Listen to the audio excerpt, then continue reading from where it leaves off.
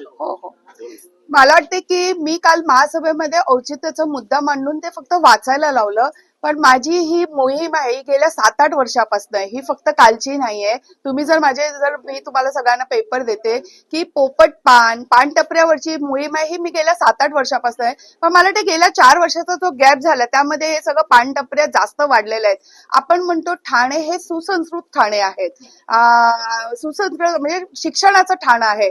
पण आज ह्या ठाण्यामध्ये काय चाललंय? शाळेच्या बाहेर पानटपऱ्या, धार्मिक स्थळांच्या बाहेर पानटपऱ्या आणि कुठेतरी मनाला खंत होती. पेपर लेटर देत होती, कमिशनरला देत होती, परत माझी मोहीम चालू आहे. पण कुठेतरी तामिळनाडूचे मुख्यमंत्र्यांचा मी एक आदेश ऐकला की त्यांनी पहिलाच निर्णय घेतला की तामिळनाडूमध्ये जेवढ्या शाळा, धार्मिक स्थळं, हॉस्पिटल हे जे आहे तिकडे पानटपऱ्या, आपल्या ज्या चायनीजच्या गाड्या हे सगळ्यांना त्यांनी हटवायला सांगितलं आणि ही मोहीम मला ते जोरात चालू आहे.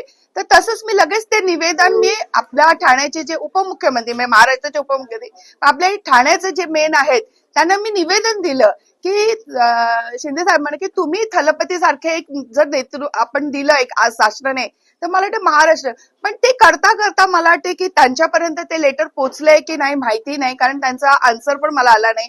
पण मी एक मागणी केली की जाऊ द्या महाराष्ट्र होईल पहिले मी माझं ठाणं सुधारते माझा प्रभाग सुधारते म्हणून काल मी एकदम औचित्याचा मुद्दा टाकून आणि मी सगळ्यांचे आभार मानते की तुम्ही हा मुद्दा खूप धरून ठेवला.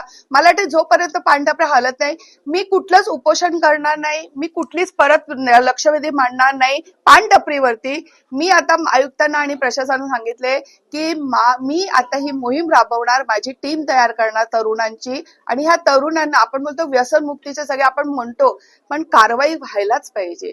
मी असं नाही म्हणत की 18 वर्षाच्या मुलांना आपण काही बोलू शकत नाही पण हे शाळेपासून जी junior KG first standard second स्टँडर्डची मुलं ज्या आपण धार्मिक स्थळ म्हणजे काय म्हणतो पालाई देवी माझ्या प्रभागात म्हणतो आपण एक देवीचं स्थान गणपतीचं त्याच्या बाहेर काय पानटपऱ्या हे काय बघतो की आपल्या नातवंडांना आपण आपल्या मुलांना आपण घेऊन जातो जेजेवाला करा गणपती स्तोत्र करा आणि बाहेर येऊन ते काय बघतात.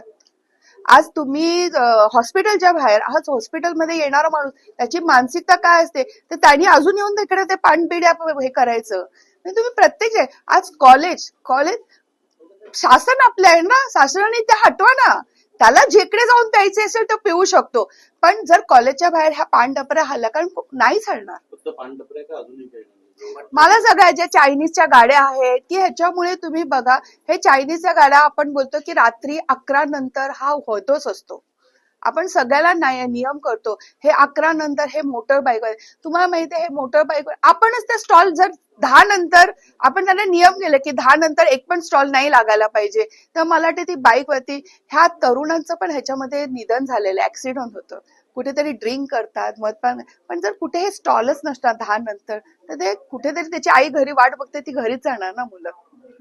पण या सगळ्यामध्ये आम्ही पोलीस उपायुक्तांना ज्यावेळेस प्रश्न केला त्यावेळेस त्यांनी सांगितलेलं आहे की महापालिका जर अशा प्रकारची कारवाई करत असेल तर आम्ही त्यांना सहकार्य करू. पोलीस आयुक्तांना या संदर्भात काही निवेदनाची फाईलच आहे माझ्याकडे जवळजवळ मला 1000 पानं झाली असेल. पण बघा प्रत्येकाला आपल्या कामाचं जे उपमुख्यमंत्री करू जे नियम आहेत त्यांना आहेत ते उपमुख्यमंत्री नाही म्हणजे प्रत्येक परिवहन मंत्री जे करू शकतात ते आरोग्य मंत्री नाही करू म्हणजे सगळ्याला आयुक्त जे करू शकतात ते. तर मला असं वाटतंय की सगळ्यांना आहे कारण पोलिसांचे एक नियम आहेत ते पानटपऱ्या उचलून जमीनदोस्त करू शकत नाही ते बंद करायला लावू शकतात 10 नंतर तिकडचं. तर मला वाटते की प्रशासनाने ती उचलली आणि ती उद्ध्वस्तच करून टाकली. कारण प्रशासन काय करतं आम्ही इकडे बोंबाबोंब करतो आम्ही सगळं म्हणजे नवीन तरुण पिढीसाठी काहीतरी आव्हान करतो आणि हे उचलतात आणि लगेच अर्ध्या तासांनी ती सुटते आणि नंतर तोच माणूस आमच्या समोर ती टपरी चालू करतो बरं ते तुम्हाला काय करायचं ते करून घ्या. बघा ह्याच्यामध्ये सत्ताधारी काय नाही प्रत्येक लोकप्रतिनिधी जेव्हापासनं आम्ही गेल्या 4 वर्षापासनं मला वाटते की हे सगळं कारभार होता हा प्रशासनाच्या माध्यमातून. पण जेव्हापासून महासभा सुरू झाली मला वाटते महिला लोकप्रतिनिधी मग मृणालताई असेल कोळी मॅडम आता जे आलेले आहेत शीतल धमाले असेल राकेश असेल जे नवीन तरुण आहे हे अतिक्रमण आणि पानटपऱ्यावरती बोलत आहेत आता मला ते बोलून बोलून कदाचित प्रशासन जागं होईल, पण मी तुमच्या माध्यमातून खरंच मुख्यमंत्री देवेंद्र फडणवीस साहेब, उपमुख्यमंत्री एकनाथजी शिंदे साहेब, उपमुख्यमंत्री सुनीताताई पवार यांना मी विनंती करेन की जसं तामिळनाडूमध्ये त्या मुख्यमंत्र्यांनी असा आदेश काढलाय प्रशासनाला, तसं तुम्ही महाराष्ट्रामध्ये पण असा आदेश काढा. आदेश आहे 500 मीटर, पण तो 500 मीटरचा तो लागत नाही. मला त्या आवारातच नाही पाहिजे. पुढे काय भूमिका? मी काल मला जास्त त्याच्यावरती बोलू पण दिलं नाही, कारण मी औचित्याचं मी त्याच्यातच म्हणजे आभार मानते. मला एक साधायचं होतं की मी हे तुम्हाला सुचवते, आता तुम्ही कारवाई करतायत, पण मी काल आयुक्तांना बोलली तुम्ही कारवाई करणार की नाही करणार, पण मी माझी तरुणांची टीम घेणार, त्यांचं काउन्सिलिंग करणार आणि त्यांना सांगेल की हे तुम्हीच उद्ध्वस्त करा आणि आमच्यावरती गुन्हे लागले तरी चालेल. जर ह्या कामासाठी माझ्यावरती गुन्हे लागले, मला बंद केलं, काही केलं, कारण मी उपोषण करणार नाही, मला होत नाही त्याच्याने उपोषण करायला, पण मी कारवाई करणार, मी उद्ध्वस्त करणार. पोलिसांना जी कारवाई करायची असेल ती करू द्या. पोलीस प्रशासन यांची आता काल आयुक्तांनी मला वाटते की आयुक्तांकडे किंवा 4 वर्ष नाही 7-8 वर्षापासून मी इथं हे म्हणजे तेव्हा मी ही लक्षवेधी आधी लावलेली आहे.